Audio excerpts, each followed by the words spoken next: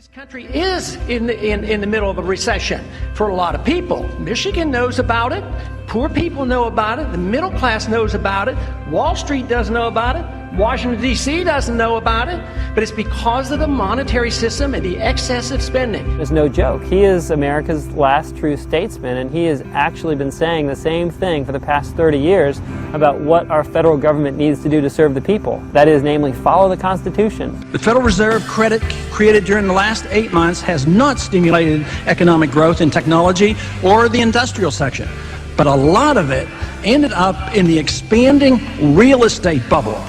This too will burst, as all bubbles do. How could it be that you knew this on the banking committee in 2003 and nobody else did?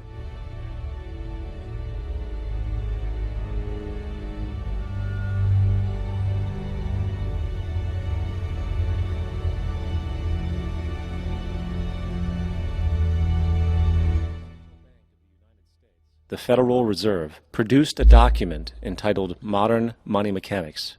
This publication detailed the institutionalized practice of money creation as utilized by the Federal Reserve and the web of global commercial banks it supports. On the opening page, the document states its objective. The purpose of this booklet is to describe the basic process of money creation in a fractional reserve banking system. It then proceeds to describe this fractional reserve process through various banking terminology, a translation of which goes something like this.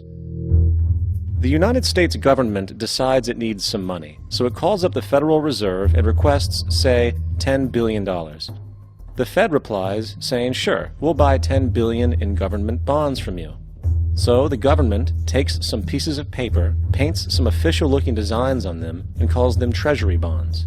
Then it puts a value on these bonds to the sum of $10 billion and sends them over to the Fed. In turn, the people at the Fed draw up a bunch of impressive pieces of paper themselves, only this time calling them Federal Reserve notes, also designating a value of $10 billion to the Fed. The Fed then takes these notes and trades them for the bonds. Once this exchange is complete, the government then takes the $10 billion in Federal Reserve notes and deposits it into a bank account. And upon this deposit, the paper notes officially become legal tender money, adding $10 billion to the U.S. money supply. And there it is. $10 billion in new money has been created. Of course, this example is a generalization, for, in reality, this transaction would occur electronically, with no paper used at all. In fact, only 3% of the U.S. money supply exists in physical currency. The other 97% essentially exists in computers alone. Now, government bonds are, by design, instruments of debt. And when the Fed purchases these bonds, with money it essentially created out of thin air, the government is actually promising to pay back that money to the Fed. In other words, the money was created out of debt. This mind-numbing paradox of how money or value can be created out of debt or a liability will become more clear as we further this exercise. So, the exchange has been made and now $10 billion sits in a commercial bank account. Here's where it gets really interesting. For as based on the fractional reserve practice, that $10 billion deposit instantly becomes part of the bank's reserves, just as all deposits do. And regarding reserve requirements, as stated in Modern Money Mechanics, a bank must maintain legally required reserves equal to a prescribed percentage of its deposits. It then quantifies this by stating, under current regulations, the reserve requirement against most transaction accounts is 10%. This means that with a $10 billion deposit, 10% or $1 billion is held as the required reserve, while the other $9 billion is considered an excessive reserve and can be used as the basis for new loans. Now, it is logical to assume that this $9 billion is literally coming out of the existing $10 billion deposit. However, this is actually not the case. What really happens is that the $9 billion is simply created out of thin air on top of the existing $10 billion deposit. This is how the money supply is expanded. As stated in Modern Money Mechanics, of course they, the banks, do not really pay out loans from the money they receive as deposits. If they did this, no additional money would be created, What they do when they make loans is to accept promissory notes, loan contracts, in exchange for credits, money, to the borrower's transaction accounts. In other words, the $9 billion can be created out of nothing simply because there is a demand for such a loan and that there is a $10 billion deposit to satisfy the reserve requirements. Now, let's assume that somebody walks into this bank and borrows the newly available $9 billion. They will then most likely take that money and deposit it into their own bank account. The process then repeats, for that deposit becomes part of the bank's reserves. 10% is isolated, and in turn 90% of the $9 billion, or $8.1 billion, is now available as newly created money for more loans. And, of course, that 8.1 can be loaned out and redeposited, creating an additional 7.2 billion, to 6.5 billion, to 5.9 billion, etc. This deposit money creation loan cycle can technically go on to infinity. The average mathematical result is that about $90 billion can be created on top of the original $10 billion. In other words, for every deposit that ever occurs in the banking system, about 9 times that amount can be created out of thin air. Money jitters. Ask the obliging Bank of America for a jar of soothing instant money, M-O-N-E-Y, in the form of a convenient personal loan. So, now that we understand how money is created by this fractional reserve banking system, a logical yet elusive question might come to mind. What is actually giving this newly created money value? The answer? The money that already exists. The new money essentially steals value from the existing money supply. For the total pool of money is being increased irrespective to demand for goods and services. And as supply and demand finds equilibrium, prices rise, diminishing the purchasing power of each individual dollar. This is generally referred to as inflation, and inflation is essentially a hidden tax on the public. What is the advice that you generally get? And that is inflate the currency. They don't say debase the currency. They don't say devalue the currency. They don't say cheat the people who are saved. They say lower the interest rates. The real deception is when we distort the value of money. When we create money out of thin air, we have no savings, and yet there's so-called capital. So my question boils down to this: how in the world can we expect to solve the problems of inflation, that is, the increase in the supply of money, with more inflation? Of course, it can't. The fractional reserve system of monetary expansion is inherently inflationary. For the act of expanding the money supply without there being a proportional expansion of goods and services in the economy will always debase a currency. In fact, a quick glance at the historical values of the US dollar versus the money supply reflects this point definitively, for the inverse relationship is obvious.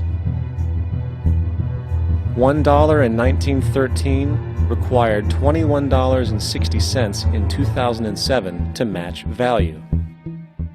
That is a 96% devaluation since the Federal Reserve came into existence. Now, if this reality of inherent and perpetual inflation seems absurd and economically self-defeating, hold that thought, for absurdity is an understatement in regard to how our financial system really operates. For in our financial system, money is debt. And debt is money. Here is a chart of the U.S. money supply from 1950 to 2006. Here is a chart of the U.S. national debt for the same period. How interesting it is that the trends are virtually the same. For the more money there is, the more debt there is. The more debt there is, the more money there is. To put it a different way, every single dollar in your wallet is owed to somebody by somebody. For remember, the only way the money can come into existence is from loans. Therefore, if everyone in the country were able to pay off all debts, including the government, there would not be $1 in circulation.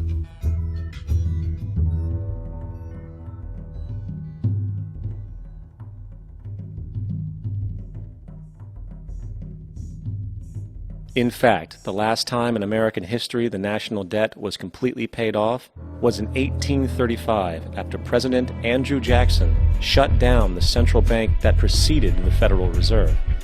In fact, Jackson's entire political platform essentially revolved around his commitment to shut down the central bank, stating at one point, "The bold efforts the present bank has made to control the government are but premonitions of the fate that awaits the American people should they be deluded into a perpetuation of this institution or the establishment of another like it." Unfortunately, his message was short-lived, and the international bankers succeeded to install another central bank in 1913, the Federal Reserve. And as long as this institution exists, perpetual debt is guaranteed.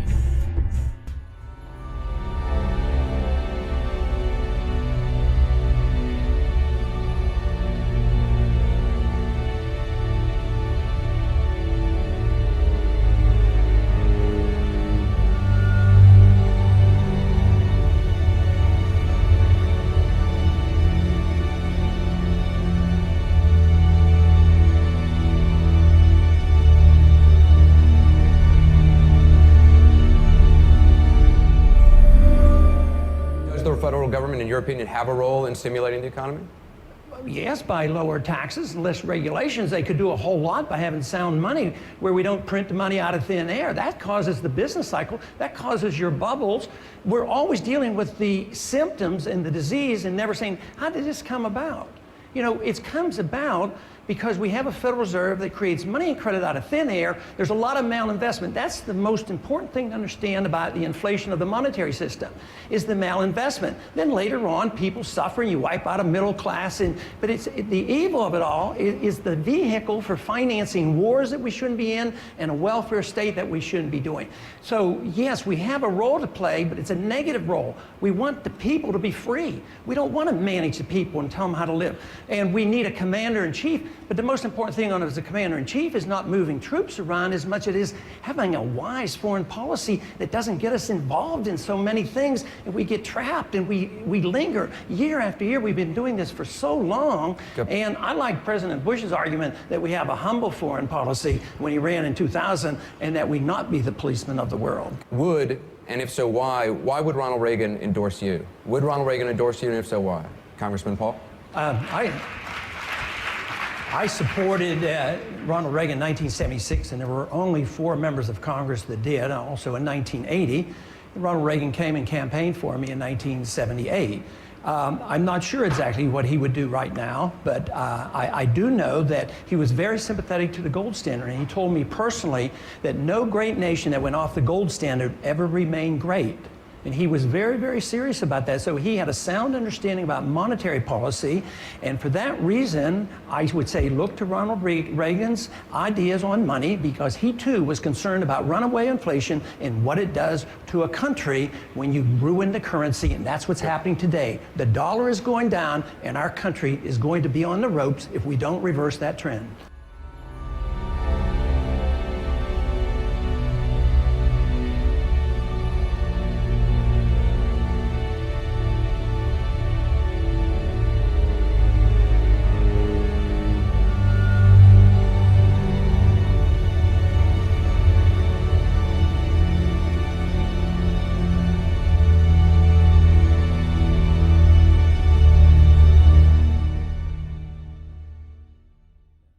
So far, we have discussed the reality that money is created out of debt, through loans. These loans are based on a bank's reserves, and reserves are derived from deposits. And through this fractional reserve system, any one deposit can create 9 times its original value, in turn debasing the existing money supply, raising prices in society. And since all this money is created out of debt and circulated randomly through commerce, people become detached from their original debt, and a disequilibrium exists where people are forced to compete for labor in order to pool enough money out of the money supply to cover their costs of living. As dysfunctional and backwards as all of this might seem, there is still one thing we have omitted from this equation. And it is this element of the structure which reveals the truly fraudulent nature of the system itself: the application of interest. When the government borrows money from the Fed, or when a person borrows money from a bank, it almost always has to be paid back with accrued interest. In other words, almost every single dollar that exists must be eventually returned to a bank with interest paid as well. But if all money is borrowed from the central bank and is expanded by commercial banks through loans, only what would be referred to as the principal is being created in the money supply. So then, where is the money to cover all of the interest that is charged? Nowhere. It doesn't exist. The ramifications of this are staggering, for the amount of money owed back to the banks will always exceed the amount of money that is available in circulation. This is why inflation is a constant in the economy, for new money is always needed to help cover the perpetual deficit built into the system, caused by the need to pay the interest. What this also means is that mathematically, defaults and bankruptcy are literally built into the system, and there will always be poor pockets of society that get the short end of the stick. An analogy would be a game of musical chairs, for once the music stops, somebody is left out to dry. And that's the point. It invariably transfers true wealth from the individual to the banks. For if you are unable to pay for your mortgage, they will take your property. This is particularly enraging when you realize that not only is such a default inevitable due to the fractional reserve practice, but also because of the fact that the money that the bank loaned to you didn't even legally exist in the first place. In 1969, there was a Minnesota court case involving a man named Jerome Daly, who was challenging the foreclosure of his home by the bank which provided the loan to purchase it. His argument was that the mortgage contract required both parties, being he and the bank, each put up a legitimate form of property for the exchange. In legal language, this is called consideration. Mr. Daly explained that the money was, in fact, not the property of the bank, for it was created out of nothing as soon as the loan agreement was signed. Remember what modern money mechanics stated about loans? What they do when they make loans is to accept promissory notes in exchange for credits. Reserves are unchanged by the loan transactions, but deposit credits constitute new additions to the total deposits of the banking system. In other words, the money doesn't come out of their existing assets. The bank is simply inventing it, putting up nothing of its own, except for a theoretical liability on paper. As the court case progressed, the bank's president, Mr. Morgan, took the stand, and in the judge's personal memorandum, he recalled that the plaintiff, bank's president, admitted that, in combination with the Federal Reserve Bank, did create the money and credit upon its books by bookkeeping entry. The money and credit first came into existence when they created it. Mr. Morgan admitted that no United States law or statute existed which gave him the right to do this.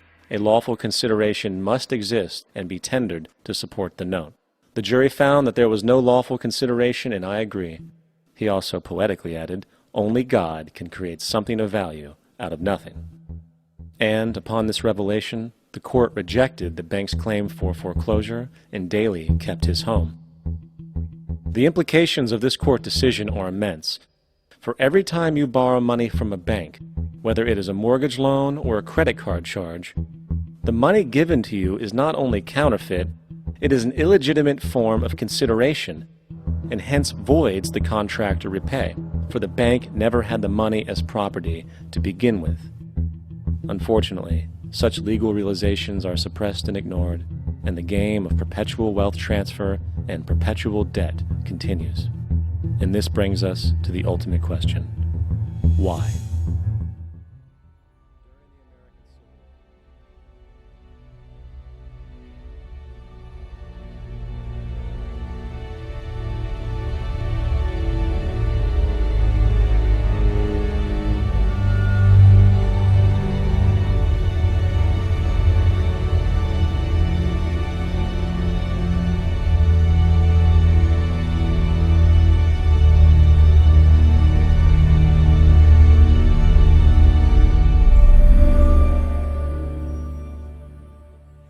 think that the most important ingredients in this country that made us great was our founders understood what liberty meant. And that is what we need. We have deserted that. We have drifted a long way. It involves our right to our life, right to our liberty. We ought to be able to keep the fruits of our labor. We ought to understand property rights. We ought to understand contract rights. We ought to understand what sound money is all about. And we ought to understand what national defense means. That means defending this country.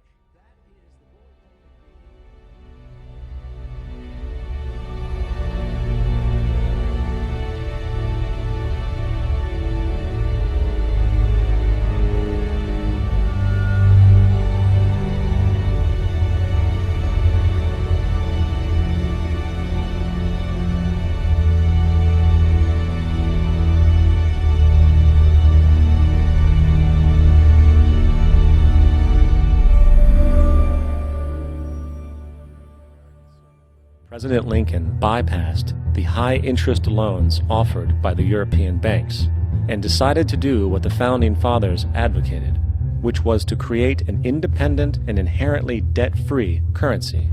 It was called the greenback. Shortly after this measure was taken, an internal document circulated between private British and American banking interests stated, "Slavery is but the owning of labor, and carries with it the care of laborers, while the European plan is that capital shall control labor by controlling wages. This can be done by controlling the money. It will not do to allow the greenback, as we cannot control that." The fractional reserve policy perpetrated by the Federal Reserve, which has spread in practice to the great majority of banks in the world, is, in fact, a system of modern slavery. Think about it. Money is created out of debt. And what do people do when they are in debt? They submit to employment to pay it off. But if money can only be created out of loans, how can society ever be debt-free? It can't. And that's the point. And it is the fear of losing assets coupled with the struggle to keep up with the perpetual debt and inflation inherent in the system, compounded by the inescapable scarcity within the money supply itself, created by the interest that can never be repaid, that keeps the wage slave in line, running on the hamster wheel with millions of others, in effect powering an empire that truly benefits only the elite at the top of the pyramid. For, at the end of the day, who are you really working for? The banks. Money is created in a bank and invariably ends up in a bank. They are the true masters, along with the corporations and governments they support. Physical slavery requires people to be housed and fed. Economic slavery requires people to feed and house themselves. It is one of the most ingenious scams for social manipulation ever created, and at its core, it is an invisible war against the population. Debt is the weapon used to conquer and enslave societies, and interest is its prime ammunition. And as the majority walks around oblivious to this reality, the banks, in collusion with governments and corporations, continue to perfect and expand their tactics of economic warfare, spawning new bases, such as the World Bank and International Monetary Fund.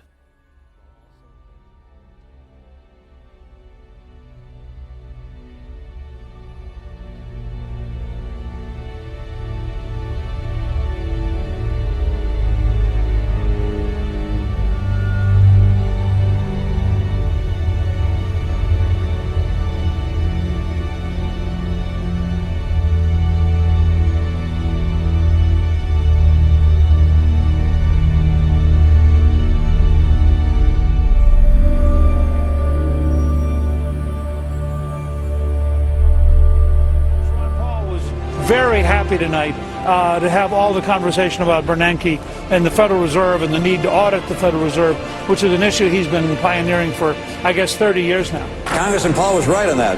I am on Ron Paul's bill to audit the Federal Reserve. Running organizations like the TSA, I would agree with Representative Paul. Congressman Paul, you're correct. You do exactly what Ron Paul said. And Ron Paul does make a legitimate point Ron Paul, one message for 30 years. We have allowed our nation to be overtaxed and overregulated and overrun by bureaucrats. The founders would be ashamed of us for what we're putting up with.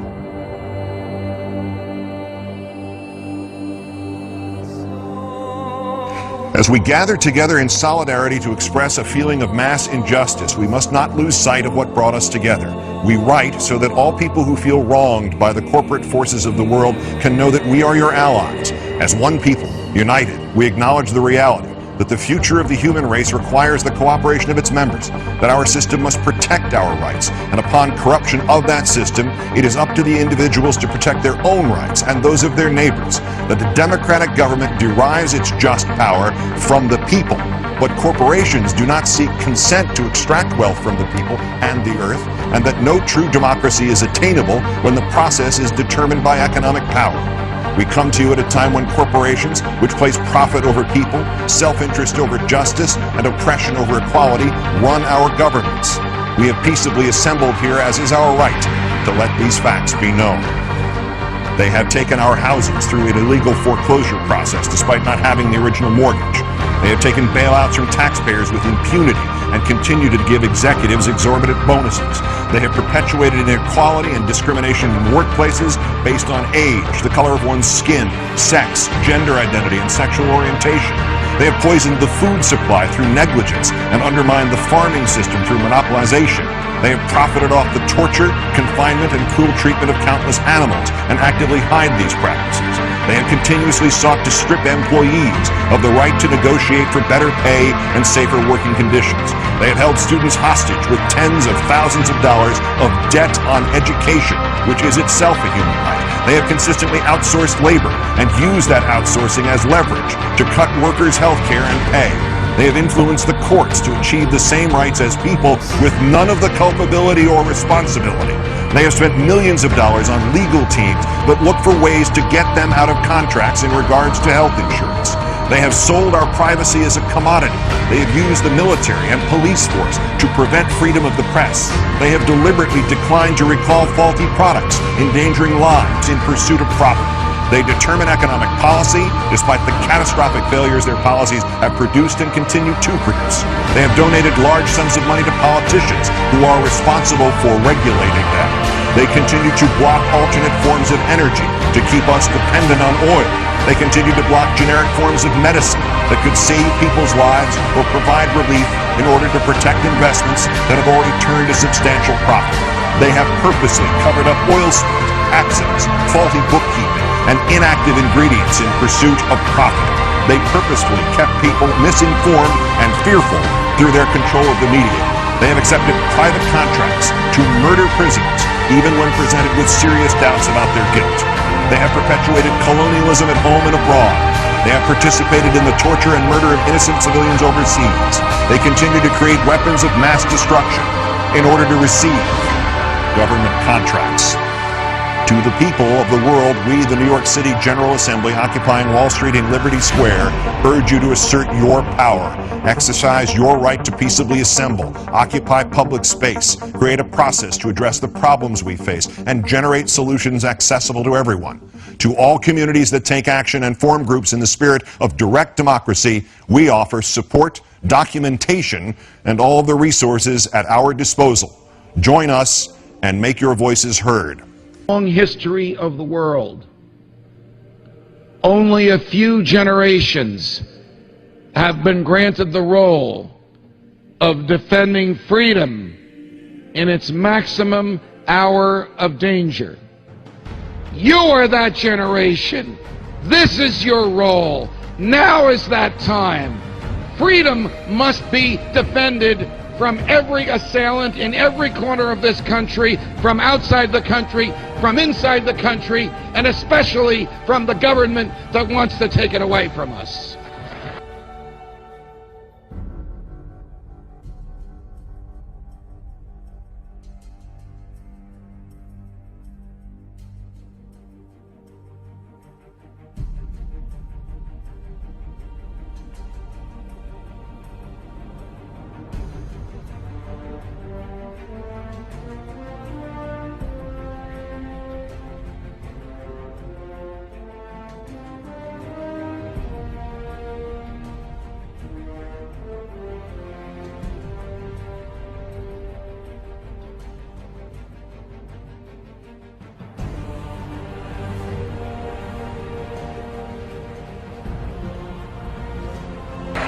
Ideas spread. They can't stop them. An idea whose time has come cannot be stopped by any army or any government.